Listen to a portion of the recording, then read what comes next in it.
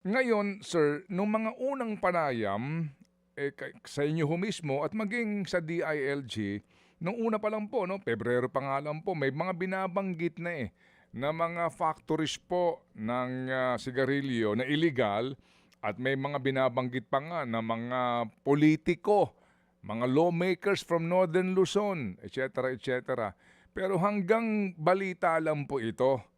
Ngayon nga, meron na naman daw sa Nueva Ecija na naman, etc. Yung po din ang aming pinagtataka Kung meron na pong mga noon sinasabi tukoy na ng mga politiko, mga either nakaupo ngayon, meron nga sinasabi na mga mambabatas daw, etc. Pero hanggang ngayon po, yun nga, sorry sir, parang hanggang press release lang yung ang nangyayari. Ano ba problema niyo doon kung meron man, sir? Ganito po.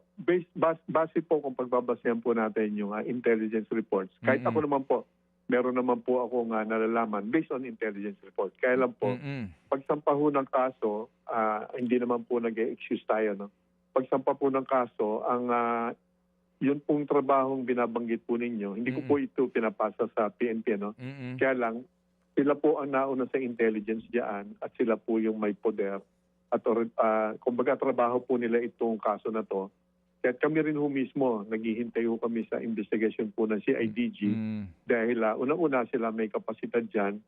Pangalawa, hindi po kami at this point pwedeng makipag-agawan dun sa trabaho na yan. Kami ay supporting role dun sa nangyaring raid po dun sa Tarlac at Pampanga. Kaya ang isa po kung okay lang po, banggitin ko, isa nga pong i-request po namin sa Kongreso sana, kung po pwedeng gawing miyembro sana ang Bureau of Customs doon po sa yung Anti-Agricultural Economic Sabotage Council. Opo. Kasi naunawaan ko po kung bakit wala dyan ang BOC nung gawin niyang batas na yan. Marahil wala pong tiwala sa BOC, naintindihan ko po yan.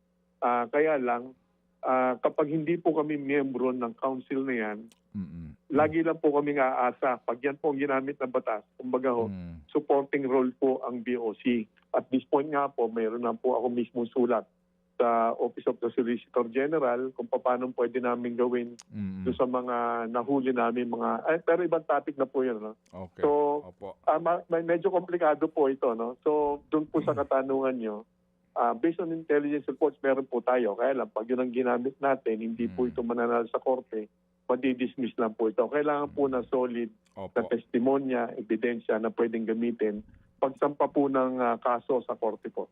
Mga kapatid, patuloy po kayong tumutok sa 105.9 True FM para sa totoong balita, impormasyon, music and entertainment. Mag-subscribe sa aming YouTube channel at podcast at sundan nyo kami sa Facebook, Instagram, X at TikTok sa True Network PH. Bisitahin din po ang aming official website, truefm.ph.